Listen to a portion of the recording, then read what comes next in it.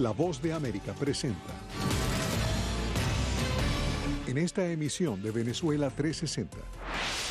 Estados Unidos quiere declarar la inmunidad colectiva en 30 días. ¿Cómo impacta los planes del resto de países de la región? El sistema COVAX nos ha prometido más de 5 millones de dosis de vacuna para el mes de julio. Expertos opinan sobre si son suficientes los esfuerzos de las naciones latinoamericanas ante la llegada de una segunda ola. Venezuela encuentra nuevas trabas para vender su petróleo. ¿Vale la pena ayudar a Venezuela o vale la pena ponerme en la buena con los Estados Unidos, que es uno de los grandes mercados que yo tengo? Impuesto chino al crudo venezolano pone en jaque las relaciones entre Caracas y Beijing. Niños venezolanos obligados a ser parte del mercado laboral para sobrevivir. Porque si no sales te mueres de hambre y nadie te ayuda. Son presa fácil de bandas criminales, afirman expertos. Y un modelo de emprendimiento móvil. Me dedico a la barbería profesional y tengo un negocio dentro de un bus escolar en Los Ángeles, California. Demuestra que la pandemia le puso restricciones a la distancia física, pero no a la creatividad.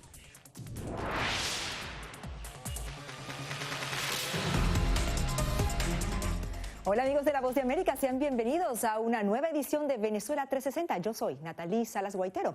Comenzamos aquí en Estados Unidos, donde los esfuerzos para superar la pandemia de COVID-19 podrían ser infructuosos si los niveles de inmunización a nivel hemisférico avanzan de manera lenta, como lo reportan varios entes, entre ellos la Organización Panamericana de la Salud. A pesar del progreso que se ha alcanzado, expertos consideran que el ritmo de vacunación en el continente es aún muy bajo, siendo Venezuela uno de los países que menos ha inmunizado a su población. Precisamente tenemos para saber más de esto con nosotros a Belén Mora. Belén, ¿cómo impacta esto la meta de Estados Unidos de decretar inmunidad colectiva en apenas unas semanas?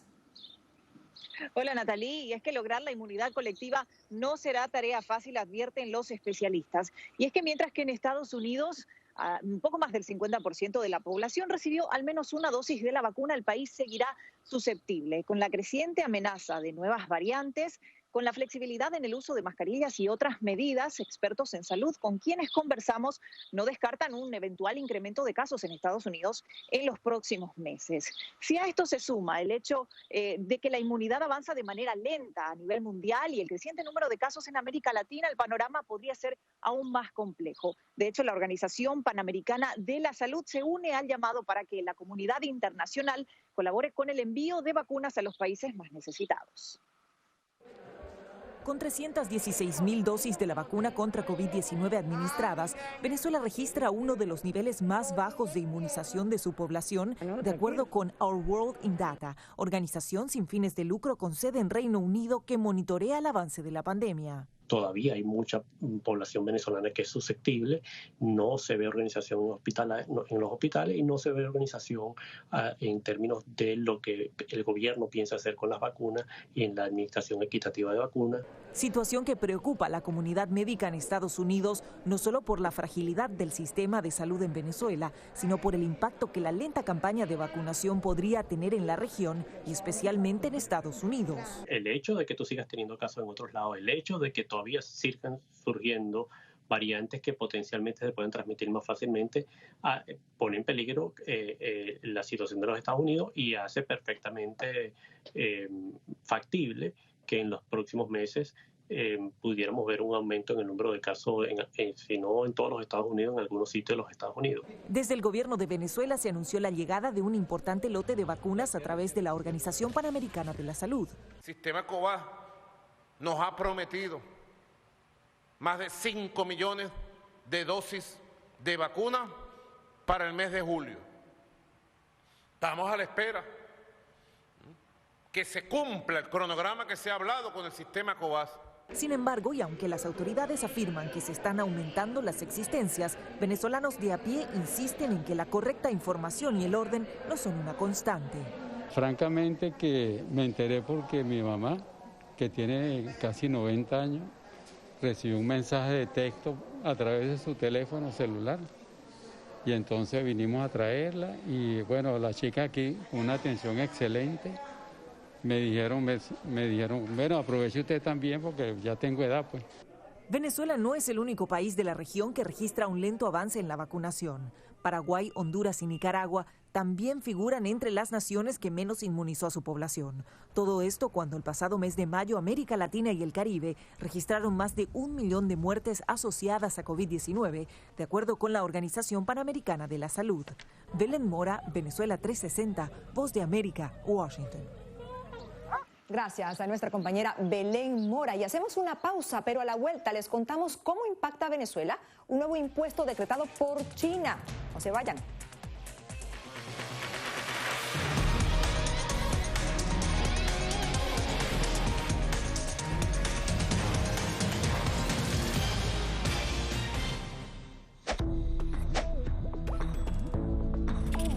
La Organización Mundial de la Salud asegura que las mascarillas son esenciales para eliminar la transmisión del nuevo coronavirus y salvar vidas. Por ello, recomienda su uso cuando se está en lugares concurridos, donde no se pueda mantener el distanciamiento social y en lugares con poca ventilación.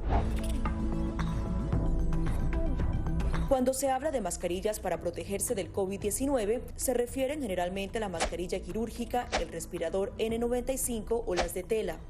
Las mascarillas quirúrgicas planas, rectangulares y desechables protegen al portador de gotas de partículas grandes del virus e impiden que los enfermos la esparzan cuando tosen o estornudan. Los expertos advierten que solo deben ser usadas una vez. El respirador N95, de forma oval y más ajustado a la cara, tiene una válvula de exhalación que ayuda con la humedad y el calor cuando respiramos. Además de filtrar partículas grandes, puede impedir que pase el 95% de las partículas pequeñas de virus y bacterias. Ante la escasez, muchos han recurrido a hacer sus propias mascarillas y, en efecto, los expertos confirman que estas mascarillas caseras pueden ser efectivas. Las mascarillas nos pueden servir como una barrera aislante para las secreciones, pero tener mucho cuidado porque hemos visto gente que usa la mascarilla, pero al acomodarse la mascarilla se está tocando la cara. Y eso es justamente lo que queremos evitar, es que la gente se esté tocando la cara en estos momentos, porque cuando uno está en lugares públicos puedes estar pasando la mano por una superficie que ha sido tocada por otras personas y que puede estar contaminada y luego sin querer te puedes llevar la mano a la cara. Para más información visita nuestra página web y síguenos a través de las redes sociales bajo @Voz de América.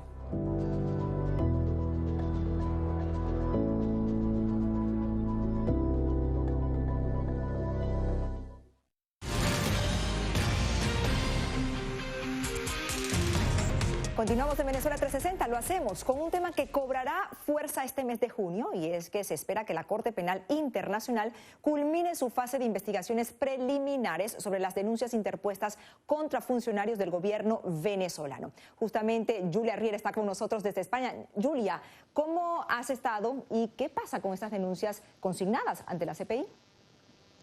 Natalie, como bien dices, cada vez queda menos para que concluya esta investigación preliminar. Sin embargo, este no va a ser un pronunciamiento definitivo, ya que la Corte aún tendrá que decidir si sigue con la investigación o no.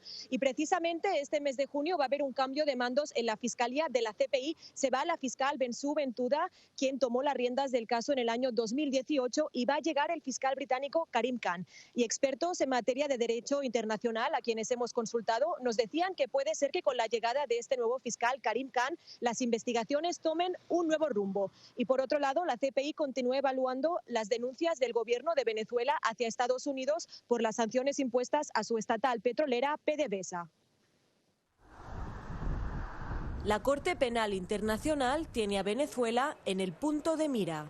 En 2018, el organismo inició una investigación preliminar enfocada en presuntas violaciones de derechos humanos. Y el pasado diciembre, la fiscal Fatou Bensouda determinó que existen fundamentos razonables para creer que se cometieron crímenes de lesa humanidad. 3 años después, la fase inicial de pesquisas está por concluir. Ese informe pasa a la sala de cuestiones previas. Luego la sala de cuestiones previos decide si va a haber un juicio o cierra el caso.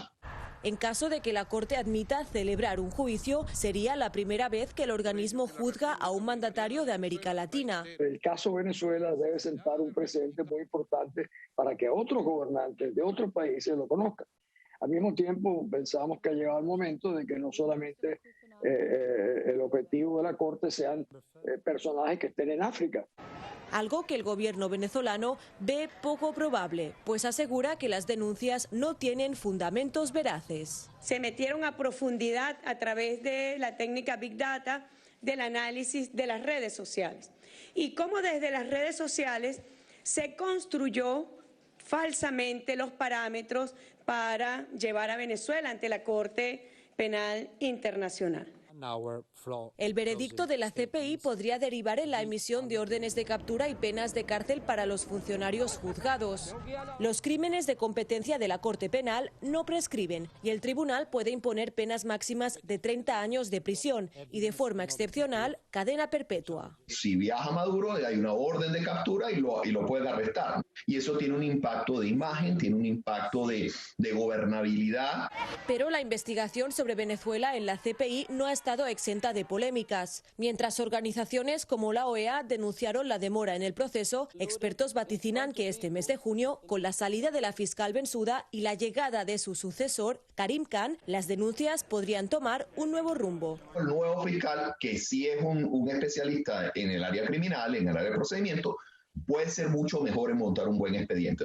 Karim Khan ofrece una personalidad muy distinta a Bensouda y tiene un sentido mucho más global de lo que son los derechos humanos en el mundo. Así que estamos muy esperanzados. Sin embargo, recientemente en un comunicado, la Fiscalía le hizo un llamado directo a la Corte Penal. Hemos solicitado que se nos transmita información sobre el material y las pruebas pertinentes que estén en el examen preliminar, dado que hasta la fecha no se nos ha proporcionado información detallada de cuáles son los hechos investigados. En 2020, el gobierno venezolano denunció a Estados Unidos ante la Corte Penal Internacional por las sanciones impuestas a su estatal petrolera PDVSA. Julia Riera, Venezuela 360, Voz de América. Natalie, hace unas semanas que conocíamos la noticia que el líder opositor Leopoldo López, quien reside aquí en España, viajó a Galicia para recopilar testimonios de personas que presuntamente sufrieron violaciones de derechos humanos en Venezuela y de esta forma llevar estos casos ante la CPI. Gracias a nuestra compañera Julia Riera. Pasamos ahora de un tema jurídico al terreno económico. Resulta que a la par de las sanciones de Estados Unidos a Venezuela, llegan ahora otras medidas, esta vez por parte de China. Se trata de un reciente impuesto decretado por Beijing al bitumen diluido, que es la categoría bajo la cual Venezuela exporta su crudo pesado a las refinerías privadas del país asiático. Bueno, expertos opinan que la carga arancelaria de $30 por barril supondría la muerte de las exportaciones de PDVSA, que ya están reducidas al mínimo debido, entre otras razones, a las sanciones de Washington y a la pérdida de Rusia como comprador. Carolina Valladares nos tiene el análisis. Adelante, Carolina. Conseguir que el mayor número de cargamentos de crudo venezolano lleguen a las refinerías de la provincia de Shandong antes del 12 de junio. La mayoría de esto está vendido en mercado negro o mercado gris. Es la carrera contrarreloj de la estatal venezolana PDVSA ante la inminente entrada en vigor del nuevo impuesto de Beijing al crudo pesado, según la consultora Argus Media. Una tasa que afectaría al bitumen diluido, categoría bajo la cual Maduro estaría colocando cerca de 400.000 barriles diarios en el mercado chino tras su paso por refinerías de Malasia. Son los refinadores estatales de China que están tratando de presionar a sus pares independientes en China, que ellos son los que benefician de este crudo venezolano, que llega a precios muy baratos a través de caminos opacos. Según expertos, el nuevo impuesto de $30 al barril de bitumen diluido habría tomado por sorpresa a PDVSA, dejando casi huérfano el petróleo venezolano. Para Venezuela es muy grave. Si los chinos lo hicieron, prácticamente esto equivale a una sanción, como las sanciones que ha hecho los Estados Unidos, porque prácticamente deja a Venezuela en la quilla, pues, desde el punto de vista fiscal. Aunque la competencia feroz entre empresas privadas y estatales en el mercado chino podría ser el detonante, tras el impuesto al crudo pesado, las sanciones de Estados Unidos a la petrolera rusa Rosneft por saltarse el embargo a PDVSA podrían haber disuadido a China de seguir cobrando la deuda contraída con Caracas. Ellos sacarán sus cuentas con Venezuela. Vale la pena ayudar a Venezuela o vale la pena ponerme en la buena con los Estados Unidos, que es uno de los grandes mercados que yo tengo? Y mientras a Venezuela se le agotan las últimas fuentes legítimas de ingresos, básicamente presiona que Venezuela va completando su transición completo a una economía criminal. el gobierno de Maduro sigue pidiendo a la administración Biden un giro en su política de sanciones. Lo coherente sería que el siguiente paso de la nueva administración de Estados Unidos sea el levantamiento total de las sanciones arbitrarias que generan dolor y sufrimiento en el pueblo de Venezuela. En un contexto en el que Estados Unidos sigue exigiendo cambios democráticos en Venezuela, está por ver si la pérdida del mercado chino podría cambiar el curso de las negociaciones preliminares con la oposición y forzar a Maduro a mover ficha, a falta de 6 meses, para los comicios regionales en el país. Carolina Valladares, Venezuela 360, Voz de América, Washington. Tiempo de una nueva pausa y luego Brasil emprende la operación Acogida para ayudar a inmigrantes y refugiados venezolanos. ¿De qué se trata? Les contamos a la vuelta, no se vayan.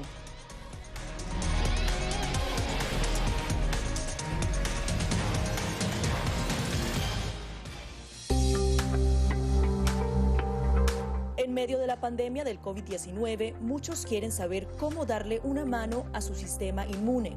El que va a realmente combatir el coronavirus es nuestro sistema inmune, que es nuestro sistema de defensas que va a luchar contra el virus cuando aparezca. Aquí te damos 5 consejos sencillos para mantener tu sistema inmunológico funcionando de manera óptima. Consume una dieta rica en frutas y verduras que incluya alimentos con un alto contenido de vitaminas A, B, C, D y E, así como los minerales hierro, zinc y selenio. Una alimentación saludable reduce el riesgo de adquirir enfermedades crónicas, también reduce la probabilidad de depresión y ansiedad. No solo mejora tu perfil cardiovascular, sino que también reduce la presión arterial y ayuda a controlar el peso. La OMS recomienda unos 30 minutos al día, incluso repartidos entre 3 sesiones. Muchos entrenadores ofrecen ahora cursos en línea, a veces incluso gratis. Mientras dormimos, se reparan las células, se eliminan las toxinas, se procesa la información y se fortalece nuestra memoria. Para la mayoría de las personas, de 6 a 9 horas de sueño son suficientes. Lávate las manos con frecuencia, por lo menos durante 20 segundos.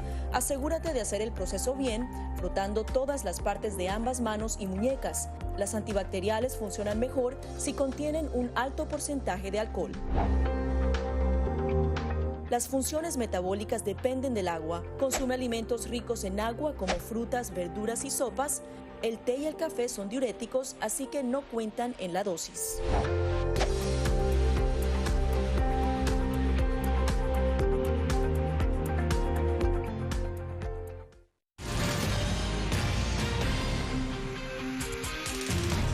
Estás viendo Venezuela 360. Nos vamos a Caracas, esta vez con un tema que preocupa a los organismos internacionales que defienden los derechos de los menores de edad, como UNICEF. Y es que el cierre de las escuelas por más de un año, debido a la pandemia y a la crisis económica en Venezuela, han provocado el aumento de los casos de trabajo infantil. Adriana Núñez Rabascal conversó con organizaciones no gubernamentales que advierten que en ocasiones estos menores son sometidos a esclavitud, servidumbre o actividades que ponen en riesgo sus vidas. Veamos.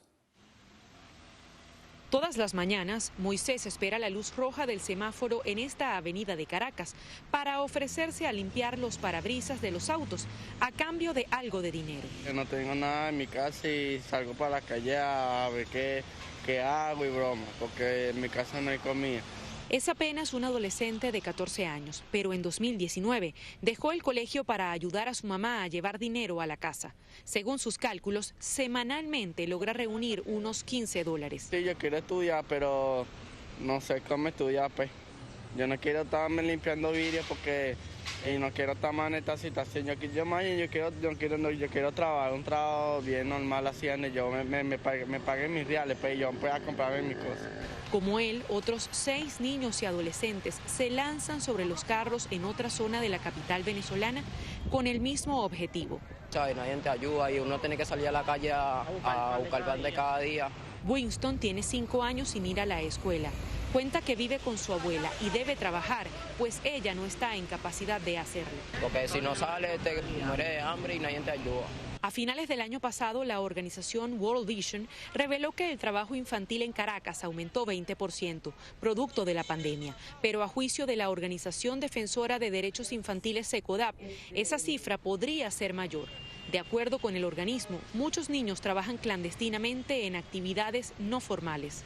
Que hemos identificado niños en actividades mineras, formas de esclavitud sexual, servidumbre, trabajo servil, celadores, pimpineros de combustible. El presidente venezolano Nicolás Maduro ha calificado el trabajo infantil como una práctica opresora del sistema neoliberal que atenta contra los derechos de los niños y niñas. Sin embargo, la legislación venezolana permite el empleo de menores de edad, mientras haya un equilibrio entre recreación y educación. De acuerdo con SECODAP, en el país incluso se registran casos calificados como peores formas de trabajo infantil. Cuando vemos un niño limpiando un vidrio en una esquina, bueno, es un reflejo de una profunda crisis y cómo los mecanismos de protección y sobre todo de prevención fallaron. Expertos señalan que el trabajo no regulado por la ley pone en riesgo al adolescente de ser captado por criminales y lo aleja del sistema escolar. De hecho, según UNICEF, al menos 1 millón de niños en Venezuela no tienen acceso a la educación.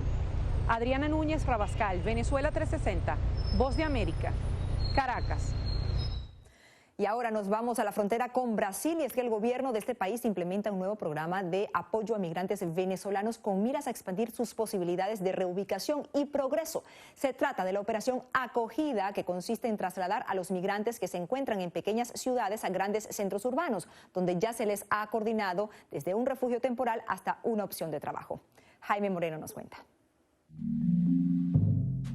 De los casi 6 millones de venezolanos migrantes y refugiados que se encuentran fuera de su país, cifras recientes de la Organización de Estados Americanos indican que poco más de 260.000 están en Brasil. La mayoría de ellos hacen su primera escala en el estado de Roraima, pero se encuentran con el obstáculo de que las oportunidades de trabajo son muy limitadas. Con miras a buscar una solución, organizaciones civiles, gobiernos locales y el gobierno federal diseñaron la Operación Acogida, destinada a relocalizar a los migrantes en grandes ciudades con mejores oportunidades. Entonces es un programa voluntario, las reubicaciones son voluntarias y beneficia exactamente a las personas que quieren seguir viviendo en Brasil y no pueden permanecer en el estado fronterizo de Roraima, que es un estado muy aislado, muy isolado en Brasil y no tiene una actividad económica suficientemente fuerte para agregar todas las personas que están llegando ahí. En la actualidad, 50.000 familias son abrigadas por este programa de reubicación. Gixi Beatriz García es parte de uno de estos grupos beneficiados. Cuenta que para ella salir de Roraima ha sido algo positivo, pues tenía muchas carencias. Mi hija tiene dislexia y ella tiene que tomar medicamentos. Llegué hasta el límite de pensar, comíamos o comprábamos medicamentos. Antes de emprender el viaje, a los beneficiarios de la Operación Acogida se les consigue un refugio y, lo que es más importante para muchos de ellos, se les tramita un empleo. Estoy feliz, voy como auxiliar de logística para Río de Janeiro. Un poco asustada porque es la primera vez que me monto en un avión. De acuerdo con datos oficiales, la mayoría de los participantes en el programa logran independencia económica después de 3 meses. Unos 77% de las personas ya encontraron empleo en las ciudades de destino y que la gran mayoría tiene ya ingresos suficientes, por ejemplo, para alquilar una casa. La Agencia para los Refugiados de la ONU, ACNUR, considera que programas como la Operación Acogida podrían ser replicados en otros países con alta concentración de migrantes en regiones con bajas oportunidades económicas. Jaime Moreno, Venezuela 360, Voz de América. Bien, hacemos una nueva pausa. A la vuelta les contamos de un emprendimiento sobre ruedas. Quédense con nosotros.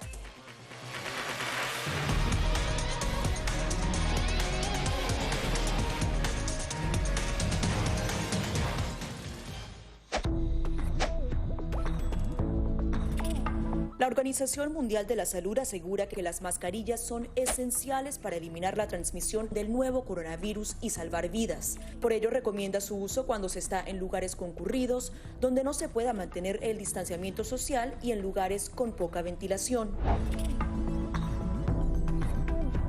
Cuando se habla de mascarillas para protegerse del COVID-19, se refieren generalmente a la mascarilla quirúrgica, el respirador N95 o las de tela.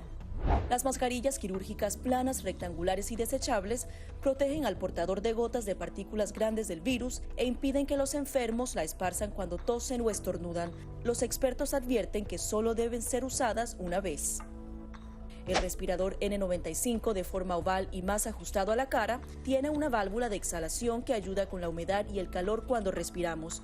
Además de filtrar partículas grandes, puede impedir que pase el 95% de las partículas pequeñas de virus y bacterias. Ante la escasez, muchos han recurrido a hacer sus propias mascarillas y, en efecto, los expertos confirman que estas mascarillas caseras pueden ser efectivas. Las mascarillas nos pueden servir como una barrera aislante para las secreciones, pero tener mucho cuidado porque hemos visto gente que usa la mascarilla, pero al acomodarse la mascarilla se está tocando la cara. Y eso es justamente lo que queremos evitar, es que la gente se esté tocando la cara en estos momentos, porque cuando uno está en lugares públicos puedes estar pasando la mano por una superficie que ha sido tocada por otras personas y que puede estar contaminada, y luego sin querer te puedes llevar la mano a la cara. Para más información visita nuestra página web y síguenos a través de las redes sociales bajo @Voz de América.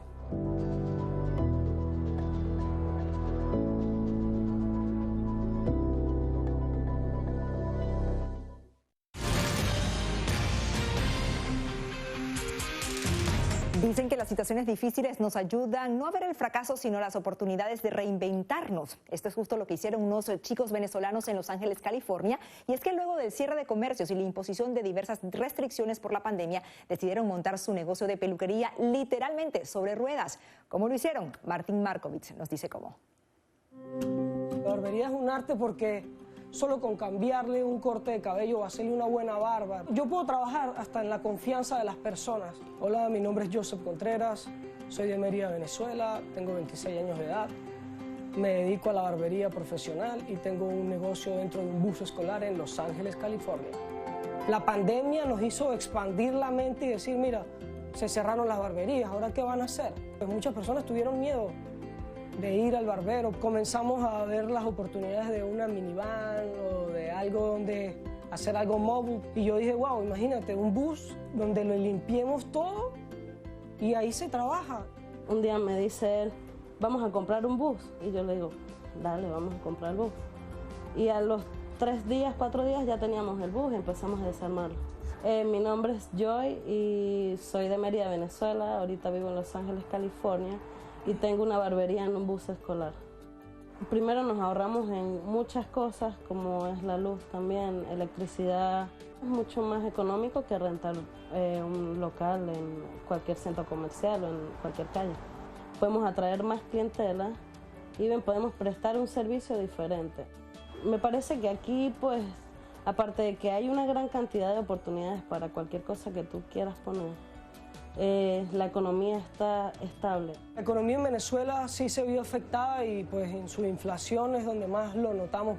Un venezolano hoy en día debe ganar entre 5 o 6 dólares mensuales. Es lógico, no se puede vivir con ese salario. Falta de comida, falta de medicación, también problemas en cuanto a discriminación por mi orientación sexual, mucho bullying. Básicamente te hacían sentir de que no podías hacer nada porque eras lesbiana. Es un país que está bloqueado totalmente. Si tú quieres hacer algo, no puedes crear si tienes imaginación, no puedes inventar esto que nosotros creamos acá, no. Inicié un proceso de buscar un futuro para mi familia en uno de los países que tiene las oportunidades más grandes del mundo por su economía. Y así como Joseph y Joy no se dejaron amilanar y se reinventaron a pesar de la pandemia, otros reinventan su día a día para lograr sus metas. Es así como sin dinero y sin entrenador, esta atleta venezolana de nombre Aymara Espinosa se prepara en su casa en Barlovento para intentar clasificar en las Olimpiadas de Tokio 2022 en la disciplina de lanzamiento de bala. Ya participó en los Juegos de Río 2016 y desea repetir la experiencia. Cuenta que su desafío, aún más pesado que las pesas que levanta, es no perder la fe. Llegamos al final de Venezuela 360. Gracias por su preferencia. Les habló Natalie Salas Guaitero.